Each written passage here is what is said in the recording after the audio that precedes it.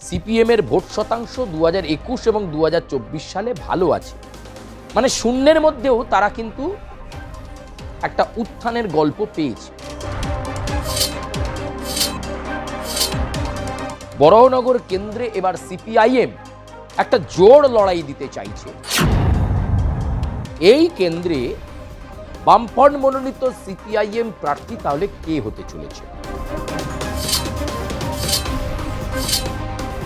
ভারতের গণতান্ত্রিক যুব ফেডারেশনের একনিষ্ঠ কর্মী হিসাবে কাজ করেছে। যুবর মধ্যে তার একটা ভালো নাম রয়েছে। স্বচ্ছ ভাবমূর্তির এই নেতাকে এবার বরাহনগর কেন্দ্রে লড়াইয়ে নামিয়ে নিতে চাইছে সিপিআইএম। নমস্কার, আমি সুচারু। দাদা দিদির রাজনীতির এই প্ল্যাটফর্মে আপনাদেরকে স্বাগত জানাই। প্রিয় দর্শক, আপনারা দাদা দিদির রাজনীতির প্ল্যাটফর্ম মানেই জেনে গেছেন যে রাজনৈতিক সমীকরণের খবর, বিভিন্ন কেন্দ্রের খবর, কোন কেন্দ্রে কে এগিয়ে কে পিছিয়ে, কোন কেন্দ্রে লড়াইটা হাড্ডাহাড্ডি, কোন কেন্দ্রে কোনো লড়াই নেই, এক পেশে জয় অপেক্ষা করছে।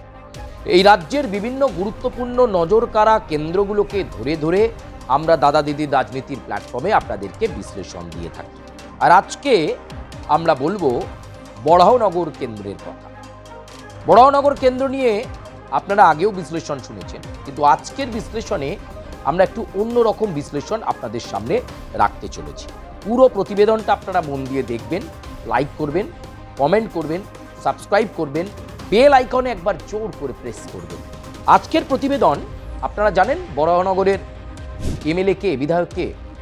অভিনেত্রী সায়ন্তিকা বন্দ্যোপাধ্যায়। 5 বছর পুরো টার্মও তিনি পাননি, কারণ উপনির্বাচনে বাই ইলেকশনে তিনি জিতে এসেছিলেন। দ্বিতীয় স্থানে ছিল ভারতীয় জনতা পার্টির প্রার্থী হিসাবে সজল ঘোষ। তৃতীয় স্থানে ছিল বামফ্রন্ট মনোনীত সিপিআইএম প্রার্থী তন্ময় ভট্টাচার্য। তন্ময় ভট্টাচার্য তৃতীয় স্থানেই ছিল। আসলে হাড্ডাহাড্ডি লড়াই হয়েছিল তৃণমূল বনাম ভারতীয় জনতা পার্টি। অল্প ভোটের ব্যবধানে সায়ন্তিকা জেতেন। 1.5-2 বছর তিনি সময় পেয়েছেন কাজ করার। দল আবার সায়ন্তিকা বন্দ্যোপাধ্যায়কেই তৃণমূল কংগ্রেসের টিকিটে এই বরাহনগর কেন্দ্রে প্রার্থী করছে, কারণ এই 1.5-2 বছরেও তিনি অনেক উন্নয়ন করেছেন, বরাহনগরের বিভিন্ন ওয়ার্ডে উন্নয়ন করেছেন। বরাবরই যদিও এই বরাহনগরের এই যে বিধানসভাটা, সেটা তৃণমূলের হাতেই রয়েছে বেশ কয়েক বছর ধরে। মানে তাপস রায় যখন বিধায়ক ছিলেন তৃণমূলের, তখন থেকে। পরবর্তীকালে তাপস রায় ভারতীয় জনতা পার্টিতে গেছেন, কিন্তু তৃণমূলের এই দুর্গ তৃণমূলের হাত থেকে ছিনিয়ে নেওয়া যায়নি। ব্যবধান কমেছে ঠিক কথা, হাড্ডাহাড্ডির লড়াই দিয়েছে ভারতীয় জনতা পার্টি ঠিক কথা, তবে নির্বাচনে পরাজয় ঘটেনি। এমন একটা পরিস্থিতিতে, এরকম একটা মুহূর্তের মধ্যে এই কেন্দ্রে বামফ্রন্ট মনোনীত সিপিআইএম প্রার্থী তাহলে কে হতে চলেছে? তন্ময় ভট্টাচার্য। একটা জনপ্রিয়তার জায়গা তার রয়েছে, বরাহনগরের ভূমিপুত্র তিনি। শুধু তাই নয়, দল তাকে অনেক বিশ্বাস করে দাঁড় করিয়েছিল। কিন্তু সাম্প্রতিকতম সময়ে তন্ময় ভট্টাচার্যের বিভিন্ন কারণে আলিমুদ্দিন চায় না আর তন্ময় ভট্টাচার্যকে বিধানসভা নির্বাচনে বরাহনগর বিধানসভা কেন্দ্রে প্রার্থী করতে, কারণ তার জন্য দলকে অনেক অস্বস্তিতে পড়তে হয়েছে। তাই এমন পরিস্থিতিতে তন্ময় ভট্টাচার্যর বদলে এই বরাহনগর কেন্দ্রে বামফ্রন্ট মনোনীত সিপিআইএম প্রার্থী কে হতে চলেছে, যিনি সায়ন্তিকা বন্দ্যোপাধ্যায়কে লড়াইয়ে একটা চমক দিতে পারবেন, একটা ধাক্কা দিতে পারবেন।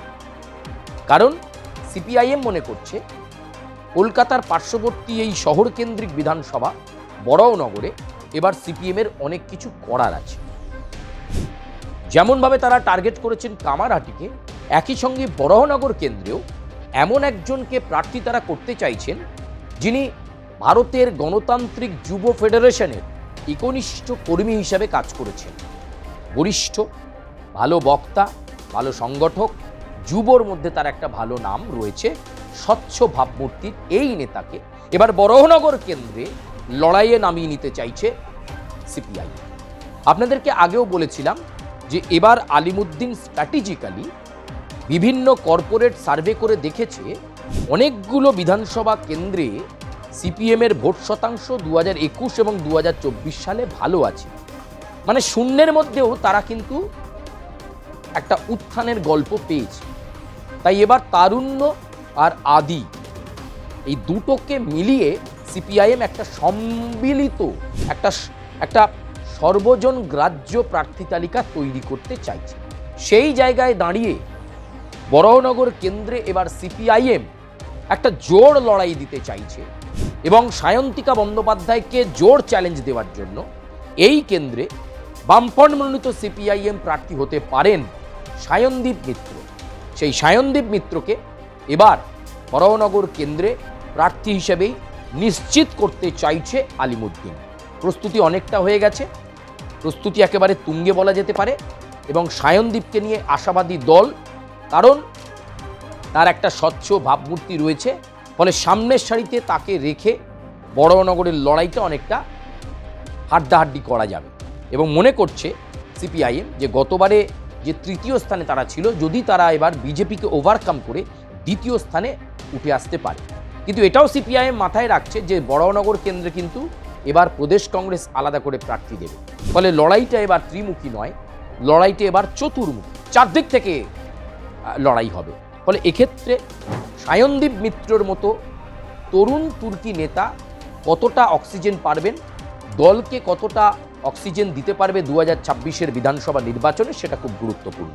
কিন্তু এই প্রেক্ষাপটে দাঁড়িয়ে তন্ময় ভট্টাচার্যকে টিকিট না দেওয়া, সেখানে সায়নদীপ মিত্রকে টিকিট দেওয়াটা অনেক বেশি তাৎপর্যপূর্ণ বলে মনে করছে আলিমুদ্দিনের বড় অংশ, সিপিআইএমের বড় অংশ, এমনকি অনেক জেলার নেতাই বলছে সায়নদীপ মিত্র খুব ভালো সিলেকশন হবে পার্টির জন্য যদি তাকে বরাহনগর কেন্দ্র থেকে সম্ভাব্য প্রার্থী করা হয়।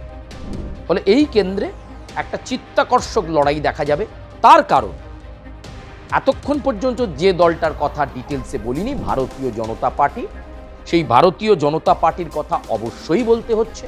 কারণ এই কেন্দ্রে একদিকে যদি সায়ন্তিকা থাকে, অভিনেত্রী সায়ন্তিকা, এমএলএ সায়ন্তিকা আবার তৃণমূল কংগ্রেসের প্রার্থী হচ্ছেন বরাহনগরে, সিপিএমের যদি সায়নদীপ মিত্র থাকে তাহলে আবার সজল ঘোষকে এখানে পাঠাচ্ছে বিজেপি।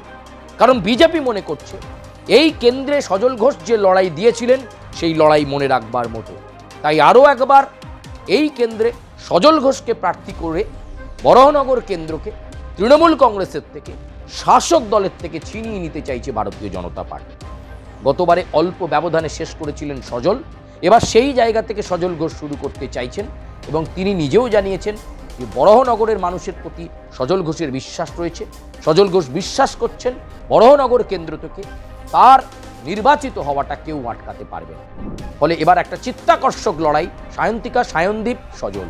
ভাবুন একবার চিত্রটা, একবার ফ্রেমটা ভাবুন, একটা চিত্তাকর্ষক লড়াই এবার বরাহনগর বিধানসভা কেন্দ্রে হবে, হাড্ডাহাড্ডি লড়াই হবে, এ কথা বলা যায়।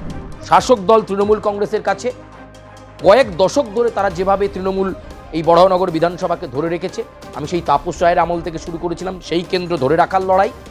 সজল ঘোষের কাছে এই কেন্দ্রে এবার অস্তিত্ব রক্ষার লড়াই, প্রেস্টিজ ফাইট। আর সিপিআইএমের সায়নদীপ মিত্রদের কাছে এই কেন্দ্রে এবার উল্টে দাও, পাল্টে দাও, নতুন লড়াই, লালকে ফেরানোর লড়াই। কে জিতবেন সেটা হয়তো বলবে সময়। কিন্তু আপনাদের এই প্রতিবেদন কেমন লাগলো, আপনারা আপনাদের সুচিন্তিত মতামত দাদা দিদির রাজনীতির এই প্ল্যাটফর্মে কমেন্ট বক্সে গিয়ে টুক করে জানিয়ে দিন। লাইক করুন, সাবস্ক্রাইব করুন, বেল আইকনে প্রেস করুন এবং দাদা দিদির রাজনীতিতে আর কোন কোন খবর আপনারা জানতে চাইছেন, কি খবর আপনারা শুনতে চাইছেন, কোন স্পেসিফিক কেন্দ্র ধরেও আপনাদের যদি কোনো বক্তব্য থাকে আমাদেরকে জানান। আমরা চেষ্টা করব সেটাকেই প্রতিবেদন আকারে আপনাদের সামনে তুলে ধরার জন্য। আপাতত ধন্যবাদ, দেখা হচ্ছে পরবর্তী কোনো প্রতিবেদন নিয়ে।